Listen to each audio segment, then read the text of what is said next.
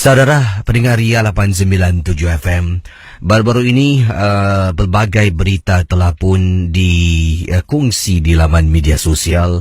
Antaranya seperti yang kita tahu, di Indonesia ada sebuah daerah, sebuah kawasan yang dikenali sebagai Kuntilanak. Ya, jadi baru-baru ini berita telah pun kita telah pun mendapat tahu dari berita, ya, mengatakan Governor di Kuntilanak. Kuntilanak tu sebutan Pontianak dalam Indonesia, bahasa Indonesia. Jadi kalau orang kita sebut Pontianak, mereka sebut Kuntilanak. Jadi katanya di sini daripada berita yang saya tukil ni mengatakan Governor Kuntilanak ingin membina sebuah patung setinggi 100 meter. Patung setinggi 100 meter, patung Pontianak lebih tepat lagi. Ya. Membina patung Pontianak setinggi 100 meter. Dan patung ini boleh membenarkan orang ataupun pelancong untuk masuk dan menaiki patung ni sampai ke puncaknya untuk melihat sekitar kawasan Kuntilanak di Indonesia. Dan Governor Indonesia memberitahu, khususnya di Kuntilanak ini memberitahu, ini ingin menjadikan patung ini sebagai satu tarikan pelancong.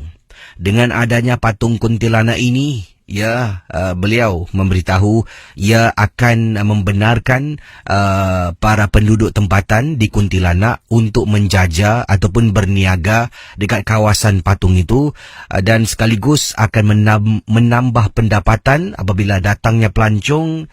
Bila datangnya pelancong, ada kuasa yang membeli, jadi dari situ menambah pendapatan penduduk tempatan, kata beliau. Wow, membina patung Pontianak di Indonesia.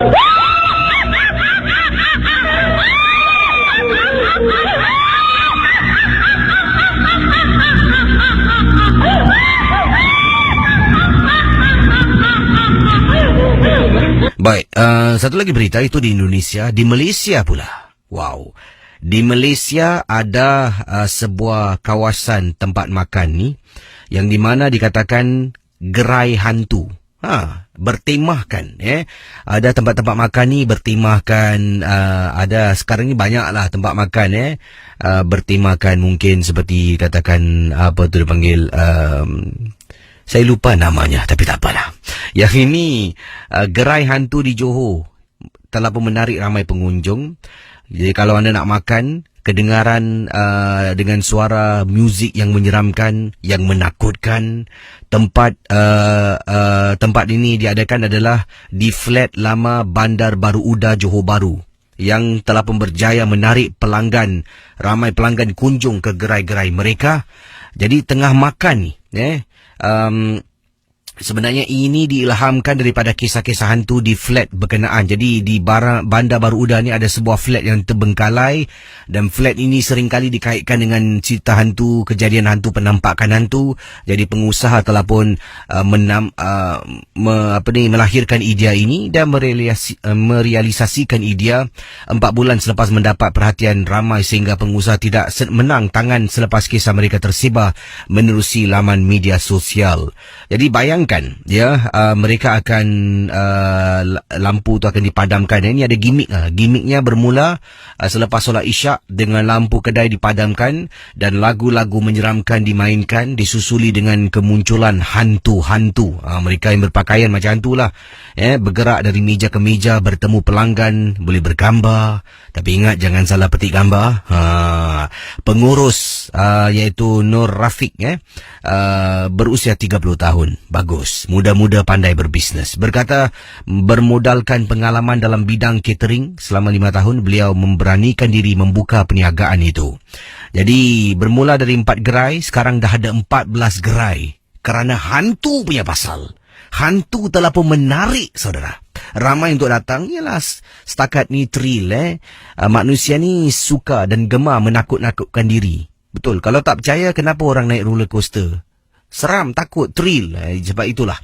Jadi Idea timbul kerana kawasan banyak berlaku perkara-perkara mistik. Jadi inilah yang berlaku. Gerai yang bermula penjualan di flat lama Bandar Baru Uda. Saya belum pernah pergi dan mungkin satu hari nanti saya akan ke sana mungkin. Ya, situ pun banyak hantu nampaknya. Jadi terima kasih. Hantu yang cari makan dipanggil hantu makan. Inilah sedikit informasi bersama dengan saya Casey di Ria 897 FM. Nama saya Mai Sarah. Saya ingin berkongsi satu peristiwa pengalaman yang saya alami. Terpulang pada Casey untuk percaya ataupun tidak. Saya adalah seorang peniaga menjual makanan di sebuah gerai kecil di Singapura. Dan kalau meniaga ni, kita akan berdepan dengan ramai pelanggan. Ramai pelanggan mempunyai permintaan yang berbeza-beza dengan tabiat yang berbeza-beza. Jadi daripada pelanggan ada yang dah pun menjadi kawan, ya mereka merupakan regular customer saya. Pendengar Misteri Jam 12, ada seorang kakak ni. Saya kenal beliau. Ya, dah lama. Dia datang ke gerai saya. Dan gerai saya ni tutup sekitar jam 2 pagi. Bermula meniaga pada pukul 10 pagi, ya, sampailah 2 pagi keesokan hari akan saya tutup. Jadi kisah yang ingin dikongsi sama dalam rancangan MJ12 ini, seorang kakak, saya tak nak sebut namanya sebab kakak ni pun dah meninggal dunia, Casey. Tapi pada waktu itu, bayangkan beliau menjadi pelanggan saya. Setiap kali dia balik kerja sekitar jam 11 lebih malam, kadang-kadang 12 lebih tengah malam, dia akan kunjungi gerai saya. Dia akan beli makanan. Antara yang dia suka beli, Casey, adalah tahu goreng. Ya, tahu goreng gerai saya dia akan beli. Ada kalanya dia nak makan mie, seperti mie soto untuk jamuan makan malam. Saya kenali kakak ini. Saya gunakan samaran namanya, yes, Kak Ida. Jadi Kak Ida ni seorang pekerja bertugas di retail, sebuah retail store di Singapura. Jadi kerja retail ni, Casey, 10 pagi mula kerja, 10 malam balik. Kadang-kadang kalau ada mungkin stock checking dan sebagainya lewat. Sebab itulah kalau dia sampai dekat kolong blok rumah, kawasan rumahnya sekitar jam 11 lebih malam, ada kalanya 12 lebih tengah malam. Dia akan datang nanti, Kak Ida, makan apa hari ni? Tahu goreng? Taklah, hari ni kakak nak makan mi soto lah. Dan kalau dia makan mi soto, dia sering akan cakap, taugehnya tak nak rendam, tak nak panaskan. Itu tabiat kakak. Dan cilinya nak lebih. Biasalah, orang suka makan pedas. Jadi inilah berlaku. Setiap kali dia datang, ya, dia pesan 2 makanan ini, jarang-jarang dia minta yang lain. Jadi apa yang terjadi, saya ni kadang-kadang berniaga. Kalau waktu malam saya seorang diri sebab dah tak ramai orang. Pagi sampai petang saya ada asisten yang akan bantu saya. Malam saya akan seorang diri. Melainkan saya ada hal-hal penting, saya akan bayar asisten saya untuk kerja malam. Bayangkan kata Mai Sarah yang berkongsi dalam rancangan MJ12. Dah pun masuk lebih kurang 2 hari saya tak nampak kakak ni. 2 hari. Bukan perkara yang tak biasa, dah biasa. Kadang-kadang kalau dia tidak ada di Singapura, kalau dia tidak bekerja, dia waktu malam tu memang tak datang lah. Kemudian dalam hati ni, pada hari yang ketiga terdetik, dah lama tak nampak Kak Ida. Dalam hati cakap ni, waktu malam tengah kerja ni, saya nak tutup gerai saya, Casey. Pukul 1.30 saya dah start pack barang-barang dan nak tutup gerai. Tiba-tiba saya nampak Kak Ida sedang berdiri depan gerai. Saya terperanjat dan tertanya-tanya, tak nampak dia jalan, tiba-tiba dia berdiri depan kedai. Jadi saya pun kata, alamak Kak Ida, minta maaf lah Kak Ida, tahu goreng dah habis lah Kak. Kalau kakak nak, saya buat mi soto. Dia pun mengangguk. Dan saya tahu dia nak apa. Mi soto, tauge itu tak nak direndam dengan air panas, dia nak cili lebih. Tengah buat ni Casey, tengah buat. Saya toleh, Mungkin dia beli air agaknya. Saya pun dah siap, dah bungkus ni, letak dalam plastik, tunggu dia datang, ambil duit dan berikan makanan kepada dia. Pendengar Ria 897 FM, daripada tengah nak tutup kedai sampai pukul 2 tu, saya dah tutup kedai. Gerai saya dah tutup. Ida ni tak sampai-sampai. Mana pula Kak Ida ni? Saya pergi ujung tengok kedai air, tak ada. Saya pergi dekat luar, tak ada. Masuk tandas, tadi datang kata nak makan. Entah-entah mungkin dia cakap tak apa, saya tak dengar. Dia jalan, mungkin salah faham. Kadang-kadang gitu Kisi. Ada yang mereka kita tengah sibuk mengemas, ya, tengah sibuk goreng ke, tengah sibuk masak. Nanti ada para pelanggan datang, ni kita kita ingatkan kita dengar lain, dia tak nak ke dia ni, terbuat salah pula. Jadi mungkin saya salah dengar. Kak Ida kata tak apalah, tak nak. Saya pun saya rasa macam diangguk, saya pun buat. Apa nak buat, mi tu saya ambil, bawa balik lah, bawa pulang ke rumah. Dan pendengar Ria 897, keesokan pagi saya bermula waktu pagi. Tapi selalunya pagi yang akan buka gerai ni adalah pembantu gerai saya dahulu. Saya lazimnya akan datang 12 tengah hari, pukul 1 tengah hari baru saya sampai. Saya sampai pukul 12 lebih tengah hari. Tengah sibuk-sibuk nak letak barang semua. Pembantu saya kata, "Mai." Ya kak, apa? Mai tahu Kak Ida? Kenapa dengan Kak Ida? Itulah semalam dia datang. Saya, asal dia minta mi dia. Saya dah bungkus dah, tu saya cari. Bukan Mai, semalam dia datang. Tak ada. Tadi saya nampak suaminya tadi turun bawah. Katanya istrinya baru meninggal dunia 2 hari yang lepas. Taklah kak, semalam saya nampak Kak Ida tu dia dekat kedai. Dia minta mi soto lagi. Takkanlah suami dia nak buat cerita, Mai.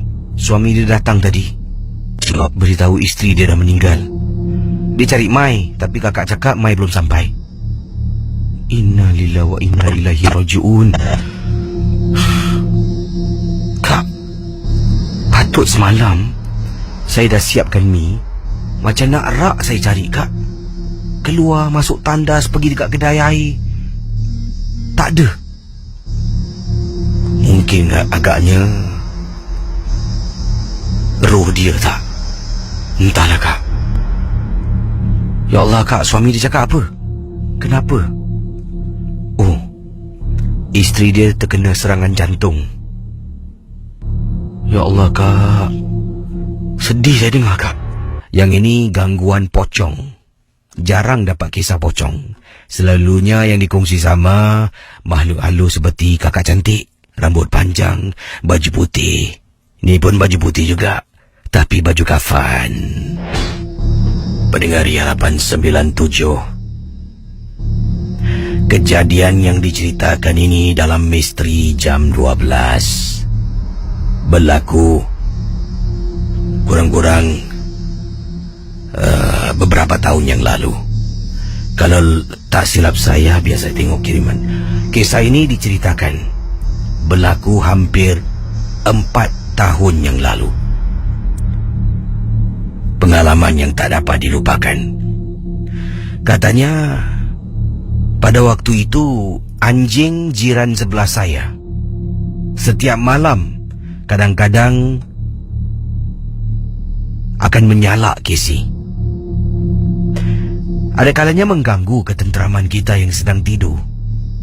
Tapi dia akan menyalak beberapa kali, kemudian dia akan senyap Casey.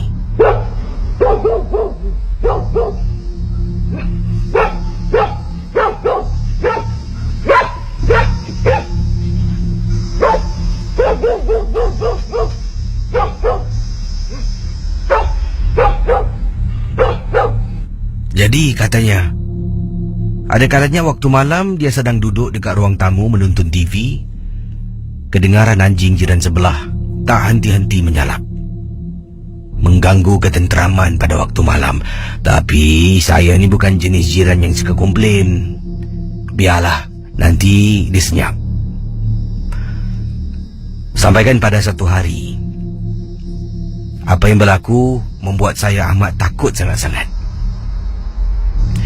Depan rumah saya ada pasang, dekat pintu rumah saya ni, saya ada pasang jenis peephole. Tempat lubang pintu tu diletakkan dengan kamera.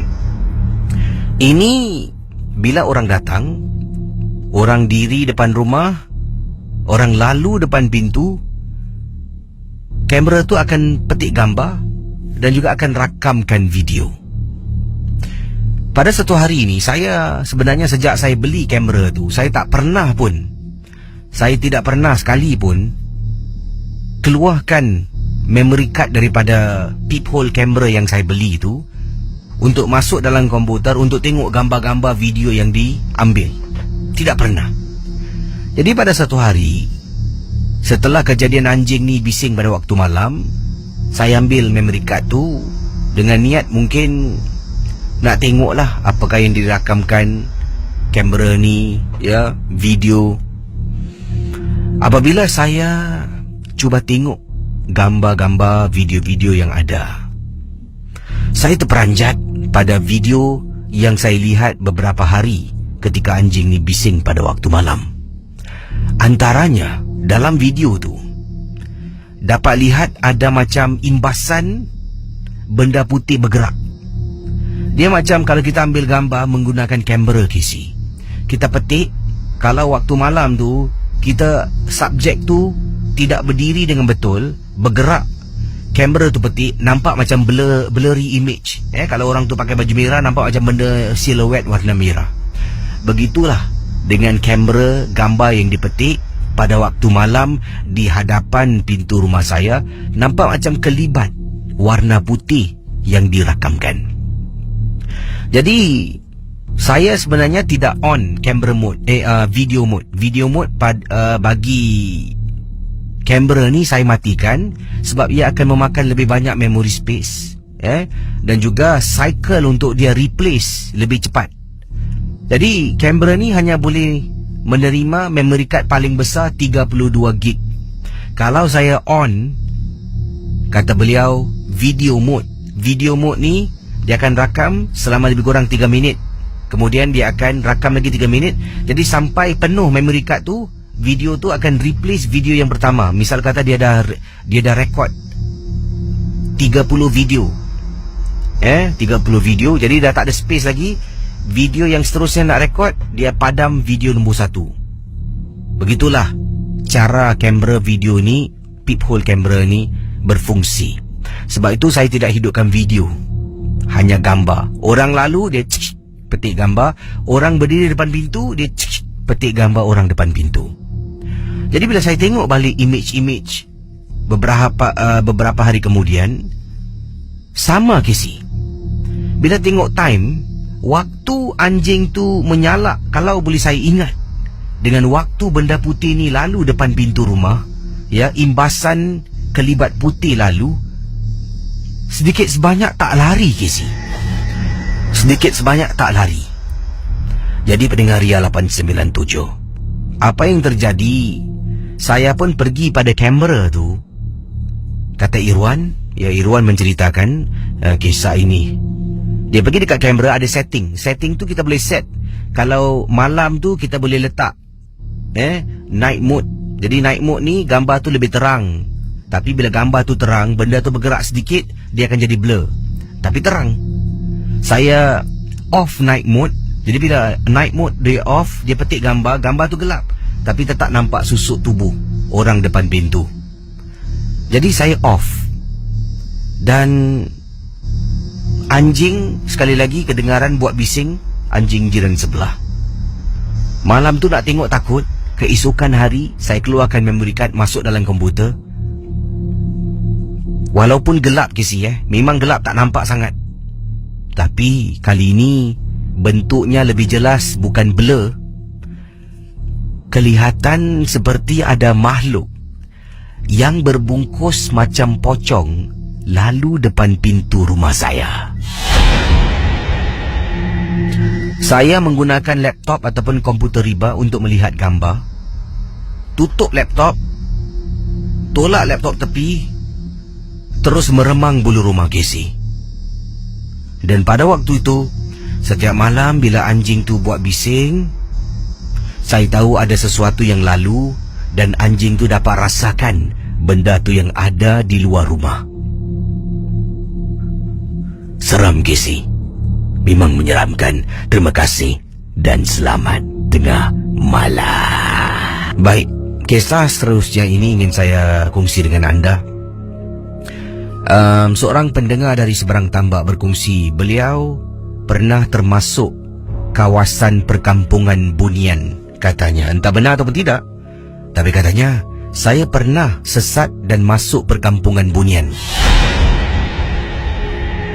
Kejadian ini berlaku ketika usia saya 22 tahun, Casey. Sekarang ni saya dah pun berusia 29 tahun dan dah pun berumah tangga. Ketika usia 22 tahun, satu kejadian aneh pernah berlaku pada diri saya. Sebelum itu, saya nak beritahu para pendengar, terpulanglah kepada semua nak percaya ataupun tidak dengan pengalaman peribadi saya. Dan niat saya bercerita ni pun bukan nak menunjuk-nunjuk, bukanlah nak riak, bongkak, tidak. Sememangnya ini rancangan misteri jam 12 dan ini perkara misteri yang berlaku pada diri saya. Casey, gunakan nama samaran saya sudahlah. Nama saya Wafi, bukan nama sebenar. Saya ini sejak kecil, Casey. Sejak usia saya kecil, saya telah pun mendapatkan pendidikan agama, alhamdulillah, yang secukupnya. Malah pada usia saya 15 tahun, saya pun sudah menghafal Al-Quran. Jadi ada kalanya saya diundang untuk pergi ke rumah orang untuk membaca Al-Quran. Adalah sedikit upahan yang saya dapat. Biasalah, upahan ini saya simpan. Saya pun bukan daripada keluarga yang senang, katanya Wafi. Satu hari itu, saya sedang berjalan sebenarnya. Daripada sekolah, berjalan kaki nak pulang ke rumah. Saya ini adalah pendengar MJ12, berasal daripada Kelantan. Saya suka dengan rancangan ini. Dari sekolah berjalan kaki ke rumah, memakan masa lebih kurang 20 minit akan sampai ke rumah. Waktu tu saya pulang sekolah agak lewat kerana ada kegiatan luar darjah selepas sekolah. Jadi hanya selepas waktu asar saya baru pulang. Jalan kaki, tiba-tiba saya dihampiri oleh seorang lelaki. Seorang lelaki pada usia saya, katanya di sini sekolah menengah. Dia tak beritahu usia berapa, tapi pada usia beliau sekolah menengah. Dihampiri oleh seorang lelaki. Lelaki ini datang dan beritahu saya, katanya, "Nak, anak ni hafal Al-Quran." "Ya, Cik." "Alhamdulillah. Nanti boleh tolong Pak Cik tak datang rumah Pak Cik untuk baca Quran?" Saya pun mintalah butiran lanjut dan sebagainya. Dipendekkan cerita, daripada usia saya belasan tahun sampai usia saya 22 tahun, saya kerap kali pergi rumah Pak Cik ni baca Quran dalam rumahnya. Membaca Quran dan saya diupah, Kisi. Dan saya dengan Pak Cik ni dah macam keluarga. Ibu saya pun dah kenal, ayah saya pun dah kenal. Dan alhamdulillah, boleh dikatakanlah, kerana saya kenal dengan Pak Cik ni pun tahu hidup susah, dia banyak membantu dari segi keuangan. Ini contoh misal kata beliau mungkin sekolah menengah, usia 17 tahun mungkin. Jadi 17 tahun sampai 22, lebih kurang 5 tahun ulang alik. Daripada sekolah balik rumah, mungkin ada hari-hari tertentu. Beliau tidak, Wafi tidak menjelaskan berapa kerap, seminggu sekali ke, seminggu 2 kali, sebulan sekali ke pergi ke rumah Pak Cik. Tapi ketika usia 22 tahun ni, kejadian ini berlaku ketika dia nak pergi rumah Pak Cik. Saya dalam perjalanan pergi ke rumah Pak Cik. Pada waktu itu, saya nak kejarkan waktu maghrib. Sebabnya saya pulang ke rumah lewat. Jadi ada sesuatu berlaku di rumah, ibu minta tolong. Saya pun dah janji dengan pakcik. Pakcik itu kata pada saya, Wafi datang rumah pakcik kita solat maghrib bersama, kemudian kita baca Quran. Boleh cik? Jadi dah siap semua, dah tolong ibu, dah buat apa yang patut saya buat. Saya pun pergi rumah pakcik. Waktu tu dah ada kesenangan sedikit Casey. Adalah motosikal kecil, kata Wafi. Saya pun keluar tunggang motosikal saya ni. Selalunya jalan kaki Casey. Dah start enjin motosikal ni. Cuba. Alamak, motosikal saya pula rusak. Kalau dah rusak, mesti akan lambat sampai rumah pakcik. Yalah, naik motor lebih cepat, jalan kaki tu agak jauh sedikit. Tak ada masa Casey nak pergi repair. Tak apalah, tinggalkan motor. Saya kata pada mak, Hafiz tak bawa motor motor rosak lah. Iyalah. Saya pun letak motosikal saya tepi. Berjalan, dah tengok, alamak, dah dekat waktu ni. Masuk dalam kawasan jalan shortcut ni, jalan melalui kawasan ladang kecil. Jadi tengah jalan dekat dalam, makin lama makin dah nak gelap ni. Jalan. Saya macam, kenapa tak jumpa ni? Jalan cari belok sini, tak sampai-sampai. Jam pun tak tahu pukul berapa. Yalah Casey, hidup susah, mana ada handphone semua. Jadi jalan, aku rasa dah macam naik 40 minit gitu jalan. Selalunya dari rumah saya pergi rumah pakcik dalam setengah jam paling-paling lah boleh sampai. Itu masa kecil Casey. Ini dah tua, langkah lebih jauh, lebih besar, tak sampai-sampai. Jalan pun saya jalan laju. Jalan. Akhirnya saya penat sangat. Saya pun duduk seketika. Kemudian kedengaran, Allahu Akbar, Allah. Ada orang azan Casey.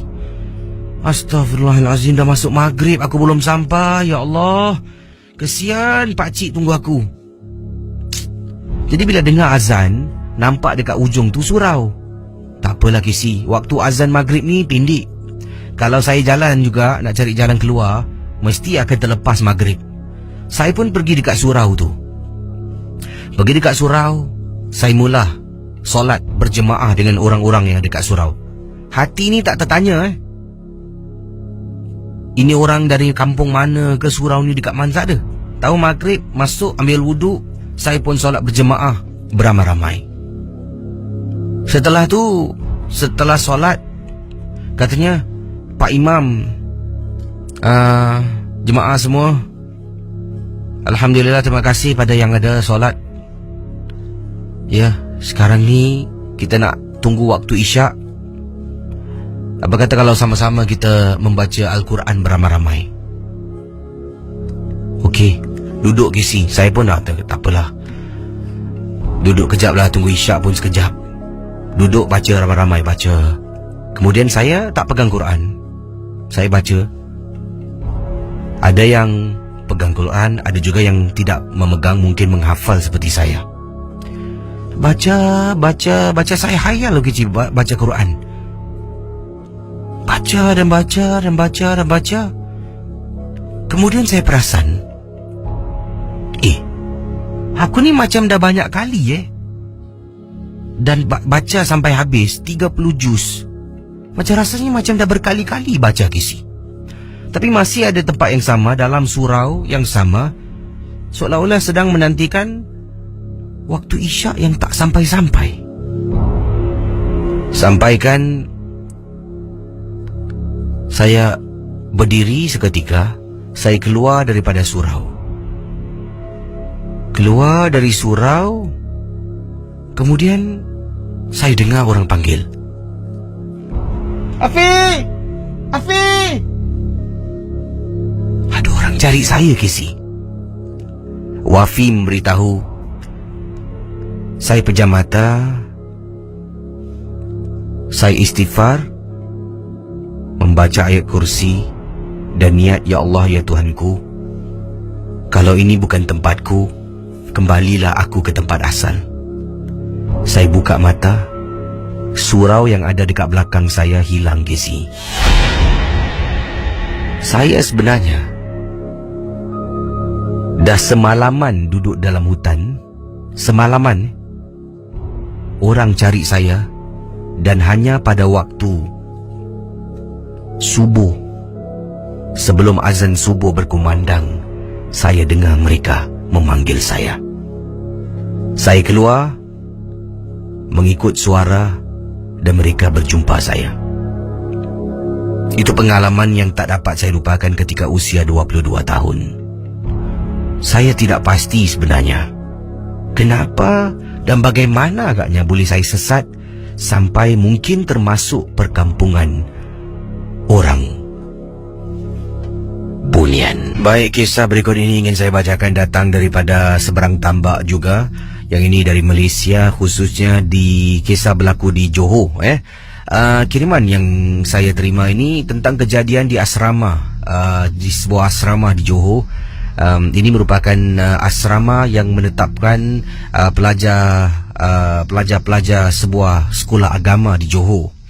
Katanya di sini ketika saya menetap di asrama ini, Casey, di sebuah kelas agama di Johor, ada seorang pendidik.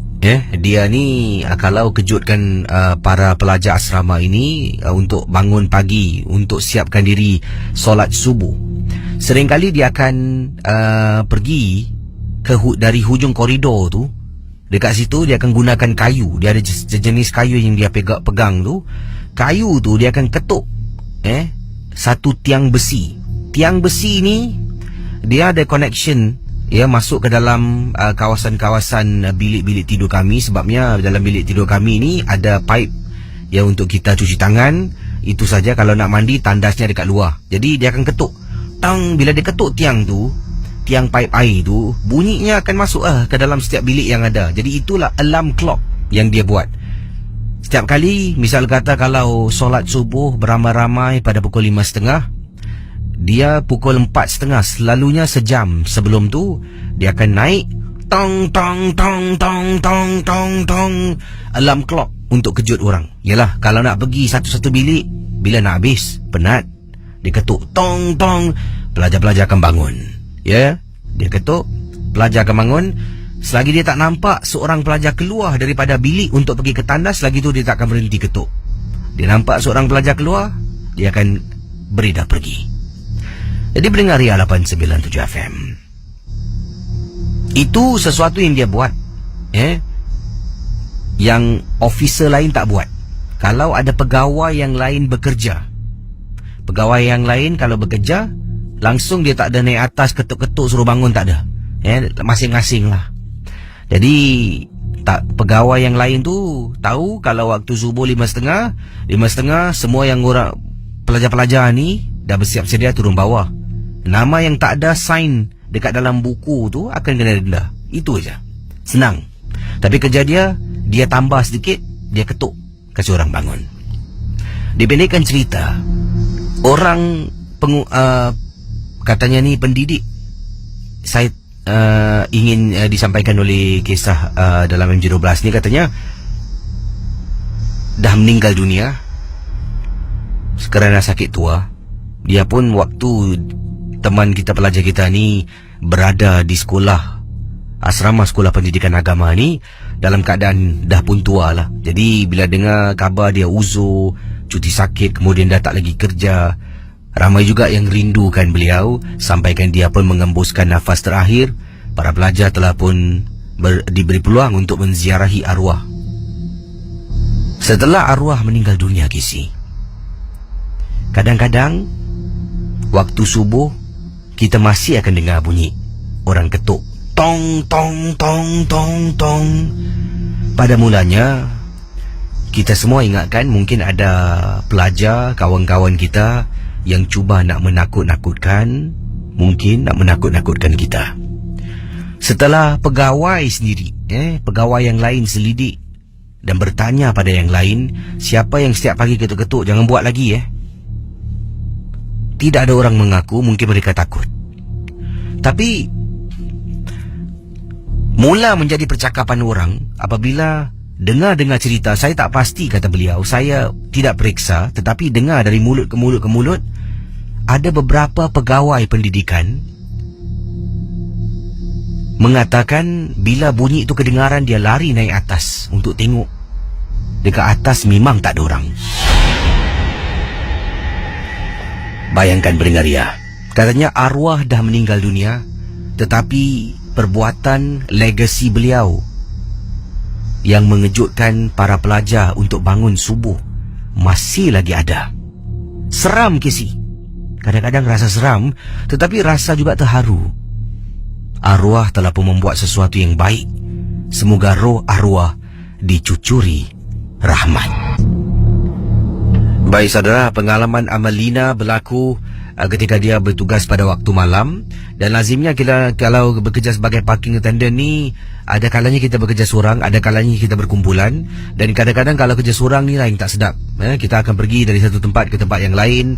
Dan apa terjadi? Ini terjadi di salah sebuah tempat letak kereta bertingkat, multi-story kapak di kawasan Yishun. Tak nak sebut Yishun mana. Tempat ni memang sunyi seram ya. Bila nak waktu awal pagi, bila semua tengah tidur, kita lah yang akan datang tengok. Ada yang cuba letak kenderaan sembarangan, menghadang laluan orang. Ada yang kata sekejap je apa, malam tidur tak boleh. Kita harus mengutamakan keselamatan dan juga mengutamakan hak orang lain. Jadi ada juga yang meletakkan kenderaan tempat season parking pun nak kena saman. Jadi pada satu hari, saya masih ingat lagi, saya ni berada dekat satu tempat letak kereta di Yishun. Saya lazimnya akan naik tangga dari atas turun ke bawah lah untuk periksa kenderaan yang ada. Jadi ada kereta tu kita dah kenal dah, sebabnya bentuknya memang kita dah tengok warna, decal. Ini regular customer, penduduk situ. Kadang-kadang kita skip lah, tak payahlah kita nak scan. Tapi ada kalanya scan juga, sebabnya mereka tak renew season parking. Jadi berbalik pada kisah yang diceritakan ini, dari atas saya sampai waktu tu saya ingat lagi, saya minta tolong tunang saya, sebabnya kawan saya yang sepatutnya kerja dengan saya tak dapat. Dia ambil cuti sakit last minute. Saya terpaksa buat seorang diri malam-malam memang seram. Saya pun minta tolong tunang. Tunang saya pun hantar kisi. Alhamdulillah, terima kasih lah. Katanya tunang saya dengan menunggang motosikal hantar saya ke tempat-tempat tertentu lah. Itu clocking area beliau. Jadi bila sampai naik atas tu, tunang saya pun temankan saya lah, sama-sama naik motor tingkat atas. Kemudian saya pun pusing lah, buat rounding. Okey, tingkat paling atas clear. Terus tunggang motor, tunang saya turun satu lagi tingkat. Tengah jalan, tunang saya dekat motor ni, tengah tunggu saya. Saya jalan sampai ujung. Dalam kereta tu ada orang tempat duduk belakang. Saya nampak, astagfirullahalazim, ya Allah, terperanjat saya kisi. Seorang wanita tengah duduk di tempat duduk belakang, tapi enjin dah mati, kereta tak gerak. Jadi saya pun angkat tangan. You, panggil tunang saya. Tunang saya dengan motosikal datang. Kemudian saya cuba berbisik. You cuba tengok kereta plate, saya sebut nombor platenya. Belakang tu ada orang ni. Kemudian tunang saya pun tengok. Dia kata tak ada pun, mana ada orang. Saya toleh, tempat duduk belakang tak ada orang kesi. Jujurnya malam tu kapak tu saya skip. Untunglah orang-orang yang park mungkin tak ikut undang-undang kisi.